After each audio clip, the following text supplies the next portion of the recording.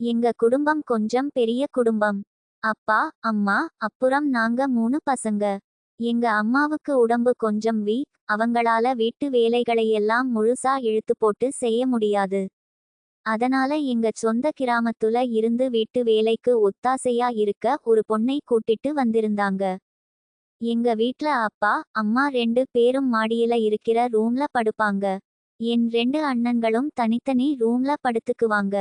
நானும் என் தம்பியும் தங்கச்சியும் அப்புறம் அந்த வேலைக்காக வந்த பொண்ணும் கீழ இருக்கிற ஒரே ரூம்ல தான் படுப்போம். நாங்க 3 பேரும் கட்டில்ல தூங்குவோம். அவ மட்டும் கீழ தரையில பாய் விரிச்சு படுப்பா. இவ்வளவு நேரம் குடும்ப கதையையே சொல்லிட்டு இருக்கானே, அவளை பத்தி இன்னும் ஒண்ணுமே சொல்லலையேன்னு நீங்க சலிச்சுக்கிறது எனக்கு புரியுது. அவளை பத்தி சொல்றேன். அவ பேரு தீபா. வயசு ஒரு 20ல இருந்து 22க்குள்ள இருக்கும். நல்ல கலரான பொண்ணு. எப்பவும் ஒரு தாவணி தான் கட்டியிருப்பா. அந்த தாவணியில அவளோட இடைப்பகுதியும் வயிற்றின் ஓரமும் கொஞ்சம் வெளியே தெரியுறப்போ அங்க இருக்கிற சின்ன சின்ன ரோமங்கள் பார்க்க ரொம்பவே வசீகரமா இருக்கும். ராத்திரி வேலைகளையெல்லாம் முடிச்சுட்டு வந்து என் தம்பிக்கும் தங்கச்சிக்கும் கதை சொல்வா. சில சமயம் அவங்களோட சேர்ந்து விளையாடுவா. அந்த மாதிரி நேரங்கள்ல நான் அவ பக்கத்துலேயே உட்கார்ந்துகிட்டு அவளையே சத்தமில்லாம ரசிச்சுக்கிட்டு இருப்பேன். லீவு நாட்கள்ல வீட்டுக்கு பக்கத்துல இருக்கிற குளத்துக்கு எங்களை கூட்டிட்டு போய் நீச்சல் கத்துக் கொடுப்பா. தண்ணிக்குள்ள இறங்கி விளையாடும்போது அவ போட்டிருந்த துணி அவ உடம்போடு ஒட்டி அவளோட வளைவு நெளிவுகளை இன்னும் அழகா காட்டி கொடுக்கும். அப்போ அவளை பார்க்கும்போதெல்லாம் என் மனசுக்குள்ள ஏதோ ஒரு இனம் புரியாத சந்தோஷம் வந்து போகும். ஒரு நாள் நாங்க வீட்ல விளையாடிக்கிட்டு இருந்தோம். விளையாட்டுத்தனமா ஒரு கோழிக்குண்டை தூக்கி அவ ஜாக்கெட்டுக்குள்ள போட்டுட்டேன். அவ அதை பெருசா எடுத்துக்காம ரொம்ப இயல்பா சிரிச்சுக்கிட்டே என்னை பார்த்தா. நான் அந்த கோழிக்குண்டை எடுக்குறதுக்காக அவ ஜாக்கெட்டுக்குள்ள கையை விட்டேன். குண்டை தேடி எடுக்குற அவசரத்துல என் விரல்கள் எதேச்சையாக அவளோட மார்பின் காம்புகளில் பட்டு உரசிருச்சு. அடுத்த செகண்ட் அவ முகம் அப்படியே மாறிடுச்சு. டக்கென்னு என் காதை பிடிச்சு திருகிக்கிட்டே இரு உங்க அம்மா கிட்ட சொல்றேன் அப்படின்னா. எனக்கு உசுரே போயிடுச்சு.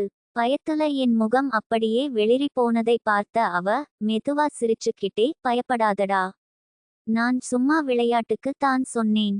இதை பத்தி நான் யார்கிட்டயும் சொல்ல மாட்டேன் அப்படின்னா. அந்த ஒரு சின்ன சம்பவத்துக்கு அப்புறம் நான் அவகிட்ட இன்னும் கொஞ்சம் நெருக்கமா பழக ஆரம்பிச்சேன். தினமும் ராத்திரி தரையில படுக்குறவ என் தம்பியும் தங்கச்சியும் நல்லா தூங்குனதுக்கு அப்புறம் மெதுவா எழுந்து என் கட்டிலுக்கு வந்து என் பக்கத்துல படுத்துக்குவா. நானும் ரொம்ப உரிமையா அவளோட மார்புல என் முகத்தை புதைச்சுக்கிட்டு தூங்குவேன். அதுக்கு மேல என்ன செய்யணும் ஏது செய்யணும்னு எனக்கு அப்போ ஒண்ணுமே தெரியாது. அவளும் என் தலையை அப்படியே இறுக அணைச்சுக்கிட்டு என் முகம் அவ மார்புல நல்லா அழுந்தி இருக்குற மாதிரி இறுக்கமா கட்டிக்கிட்டு படுத்துக்குவா. சில சமயம் அவளோட மார்புகளை முழுசா பார்க்கணும்னு எனக்கு ரொம்ப ஆசையா இருக்கும். ஆனா கேக்குறதுக்கு ரொம்ப தயக்கமாவும் பயமாவும் இருக்கும். அப்படி போய்கிட்டு இருந்தப்போ ஒரு கோடை விடுமுறையில நாங்க எல்லாரும் கிராமத்துக்கு போய் கொஞ்ச நாள் தங்கிட்டு வரலாம்னு முடிவு பண்ணோம். ஆனா கரெக்டா ஊருக்கு கிளம்புற அன்னைக்குன்னு பார்த்து எனக்கு லேசாக ஜூரம் வந்துடுச்சு. அம்மா உடனே நீ இப்போ ஊருக்கு வர வேண்டாம், உடம்பு சரியானதும் வா அப்படின்னு சொல்லிட்டாங்க. எல்லாரும் ஊருக்கு போறாங்க, நாம மட்டும் வீட்ல தனியா இருக்கணுமேன்னு எனக்கு ரொம்ப மூட் அவுட் ஆகிடுச்சு. இதை பார்த்த தீபா மெதுவா என் பக்கத்துல வந்து ரகசியமான குரல்ல கண்ணா, கவலைப்படாத, ராத்திரி உன்னை நான் குஷிப்படுத்துறேன் அப்படின்னு காதோடு காதா சொன்னா.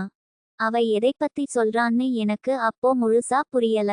ஆனாலும் மனசுக்குள்ள சில்லுன்னு ஒரு காத்து வீசுன மாதிரி இருந்துச்சு. ஊருக்கு போக முடியலையேங்குற கவலையெல்லாம் பறந்து போச்சு. எப்போ ராத்திரி வரும்னு ரொம்ப ஆர்வமா காத்துக்கிட்டு இருந்தேன். ராத்திரி ஆச்சு. வீட்ல எல்லா வேலையையும் முடிச்சுட்டு மெதுவா ரூமுக்கு வந்தா. வந்தவ கதவை நல்லா சாத்திட்டு நேரா என் படுக்கைக்கு வந்து என் பக்கத்துல உட்கார்ந்தா.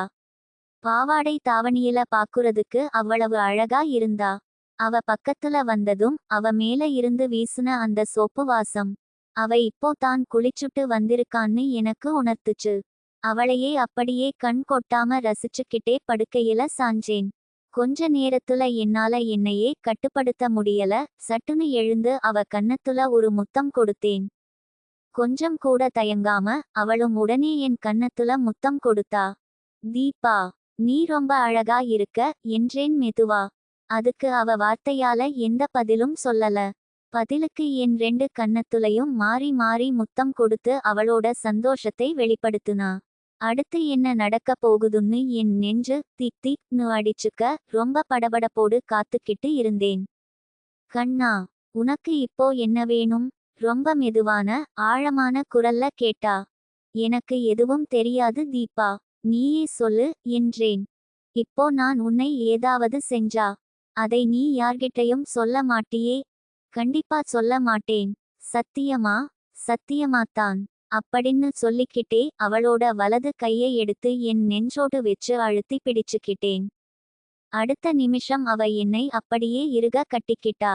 அவளோட மார்பின் காம்புகள் ஜாக்கெட்டின் துணி வழியாக என் நெஞ்சில் உரசும் அந்த உணர்வு எனக்கு உடம்பெல்லாம் சிலிர்த்தது. வெயில் காலம்குறதால நான் வெறும் அரைக்கால் சட்டை மட்டும் தான் போட்டிருந்தேன். அவ கைகள் மெதுவா என் நெஞ்சை தடவிக் கொடுத்தது. அப்படியே அந்த கைகள் கீழே இறங்கி என் தொப்புளை சுற்றி விளையாடியது. என் ஷார்ட்ஸுக்குள்ள அவ கை நுழைஞ்சதும் என் நடுக்கம் இன்னும் அதிகமாச்சு. அவளோட ஒவ்வொரு தொடுதலுக்கும் என் உடம்பு முழு வீரியத்தோட சிலிர்த்து எழுந்தது.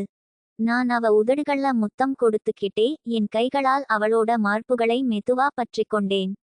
அவ இப்போ பெட்ல மல்லாக்க படுத்துக்கிட்டு என்னை அவ மேல வரச் சொன்னா. நானும் அவ சொன்னபடியே செஞ்சேன். இப்போ உனக்கு என்ன வேணும்? அப்படின்னு மறுபடியும் கேட்டா. நான் என் கைகளை அவ மார்பு மேல வச்சு எனக்கு இதை பார்க்கணும் என்றேன் தயக்கத்தோடு. சரி, நீயே ஜாக்கெட்ட கழட்டி பாரு என்றாள். அவ சொன்ன உடனே ரொம்ப வேகமா அவ ஜாக்கெட்டை கழட்டினேன். உள்ளே அந்த கருப்பு நிற உள்ளாடையோடு அவளை பார்த்ததும் எனக்கு ஆர்வம் தாங்கல. அந்த உள்ளாடையோடு சேர்த்தே அவளை அழுத்தமா ஸ்பரிசிக்க ஆரம்பிச்சேன். நீ சரியான அவசர குடுக்கைடா அப்படின்னு சிரிச்சுக்கிட்டே சொல்லிட்டு அவளே அந்த உள்ளாடையையும் கழட்டி போட்டா. அந்த வெளிச்சம் கம்மியான ரூம்ல அவளை அப்படி பார்த்ததும் என் வாயில இருந்து தன்னால ஆகா ன்னு சத்தம் வந்துடுச்சு. அவளோட மார்பு காம்புகள்ல மெதுவா முத்தமிட்டேன். ரொம்ப மிருதுவா பஞ்சு மாதிரி இருந்தது. நான் அவளை ஆசையா ஸ்பரிசிச்சுக்கிட்டு இருக்க அவ தன் விரல்களால் என் தலைமுடியை கோதிவிட்டபடி கண்களை மூடி என் செயலை ரசிச்சுக்கிட்டு இருந்தா. என் ஸ்பரிசம் அதிகரிக்க அதிகரிக்க அவளின் மூச்சுக்காற்று வேகமானது. அவளோட கைகள் மெதுவா என் இடுப்பு பக்கம் இறங்கி என் ஷார்ட்ஸை கழட்ட ஆரம்பிச்சுது. என் உடைகள் முழுவதுமாக விலகியதும் எனக்கு அவளோட பாவாடையையும் கழட்டி பார்க்கணும்னு ஒரு ஆசை வந்துச்சு. என் பார்வையையும் என் எண்ண ஓட்டத்தையும் புரிஞ்சுக்கிட்ட அவளே தன்னோட பாவாடையை கழட்டி ஓரமா போட்டா. இப்போ எந்த துணியின் தடங்களும் இல்லாம என் தொடையோடு அவளோட சூடான தொடைகள் உரசி கொண்டிருந்தது. எனக்குள்ள அப்படியே ஒரு மின்னல் வெட்டுன மாதிரி ஒரு சுகம். அவளோட ரகசிய பகுதியை தொட்டு பார்க்கணும்னு நினைச்சேன். ஆனா ஏதோ ஒரு சின்ன வெட்கம் தடுத்துச்சு. இருந்தாலும் தைரியத்தை வரவழைச்சுக்கிட்டு என் கையை மெதுவா கீழே இறக்கி அவளோடு ஸ்பரிசித்தேன். தொட்ட அடுத்த செகண்ட் ஐயே அப்படின்னு சொல்லிட்டு டக்குன்னு கையை எடுத்துட்டேன். அந்த இடம் ரொம்ப ஈரமா இருந்துச்சு. ஒருவேளை அவளுக்கே தெரியாம ஒண்ணுக்கு போயிட்டாளோன்னு நான் தப்பா நினைச்சுட்டேன். என்ன ஆச்சு அப்படின்னு கேட்டா. ஈரமா இருக்கு என்றேன் தயக்கமா. அவ மெதுவா சிரிச்சுக்கிட்டே என் உதட்டுல முத்தமிட்டு சொன்னா, முட்டாள். பொண்ணுங்களுக்கு உணர்வுகள் அதிகமாகும் போது இப்படித்தான் இயற்கையாவே ஈரமாகும். பசங்களுக்கு எப்படி நரம்பு துடிக்குமோ அது மாதிரி தான் இதுவும். அந்த விஷயத்துல இது தான் எனக்கு அவ கத்துக் கொடுத்த முதல் பாடம். அவ என்னை முழுசா அவளோடு இணைச்சுக்கிட்டா. என்னோட ஒவ்வொரு அசைவுக்கும் அந்த ஈரமான கதகதப்புல ஒரு சின்ன சத்தத்தோடு வழுக்கிக் கொண்டு சென்றது. அவளின் கைகள் என் முதுகை இறுக்கமா பிடிச்சுக்க முற்றுப்புள்ளி முற்றுப்புள்ளி அப்படித்தான். நல்லா என்று ஏதேதோ அவசரமாக பிதற்றினாள். இருட்டுல அவளோட மூச்சுக்காற்று என் முகத்துல சூடா பட்டுக்கிட்டு இருந்துச்சு. நான் கொஞ்ச நேரம் அவளோடு இணைந்து இயங்கிய பிறகு திடீர்னு என்னை நிறுத்தச் சொன்னா. என்னை ரொம்ப இறுக்கமா பிடிச்சுக்கிட்டா. அவளிடமிருந்து ஒரு சூடான திரவம் கசிவதை என்னால் உணர முடிந்தது. அவ தன்னோட உச்சத்தை அடைஞ்சுட்டான்னு எனக்கு பின்னாடி நாள்ல தான் புரிஞ்சுது. என்னை அப்படியே இறுக கட்டி பிடிச்சு ஒரு அழுத்தமான முத்தம் கொடுத்தா. ஆனா இதுல கவனிக்க வேண்டிய முக்கியமான விஷயம் என்னன்னா, எனக்கு இன்னும் அந்த உணர்வு முழுமை அடையல. என்ன கண்ணா, உனக்கு பிடிச்சிருந்ததா அப்படின்னு கேட்டா. நான் எந்த பதிலும் சொல்லாம அமைதியா இருந்தேன். என்ன, உனக்கு இன்னும் ஆகலையா என்று கேட்டபடி அவ என் ஆண்மையை தொட்டு பார்த்தாள். அது இன்னும் தன்னோட வேகம் குறையாம அப்படியே நின்னுக்கிட்டு இருந்துச்சு.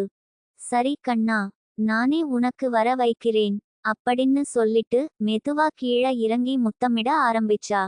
ஐயே அப்படின்னு பதறிப்போய் அவளை தடுக்க பார்த்தேன். அங்கெல்லாம் வாயை வைக்காத தீபா, அது அழுக்கா இருக்கும் அப்படின்னு தடுத்தேன். ஆனா அவ என்னை லட்சியம் செய்யாம, உன் மேல எனக்கு எந்த அருவருப்பும் இல்லடா அப்படின்னு சொல்லிக்கிட்டே ரொம்ப ஆசையா ஸ்பரிசிக்க ஆரம்பிச்சா. அவளோட அந்த தீண்டல் எனக்குள்ள ஏதோ ஒரு புது உலகத்தையே திறந்த மாதிரி இருந்துச்சு. நான் என் கைகளை அவ தொடை வழியாக உள்ளே விட்டு அவளை மெதுவா ஸ்பரிசிக்க ஆரம்பிச்சேன். அவ இப்போ தன்னோட கைகளால் எனக்கு இன்பம் கொடுக்க ஆரம்பிச்சா. அந்த உணர்வு தாங்க முடியாம என் 2 கால்களையும் தூக்கி பெட்ல நல்லா எம்பி படுத்திருந்தேன். அடிவயிற்றில இருந்து ஒரு விவரிக்க முடியாத சிலிர்ப்பு ஆரம்பிச்சு மேல ஏறுறது தெரிஞ்சது. அந்த நிமிஷம் அனுபவிச்ச அந்த சுகம் இருக்கே யப்பா, அடுத்த சில வினாடிகள்ல எனக்குள் இருந்த எல்லாமே கொட்டி தீர்த்தது.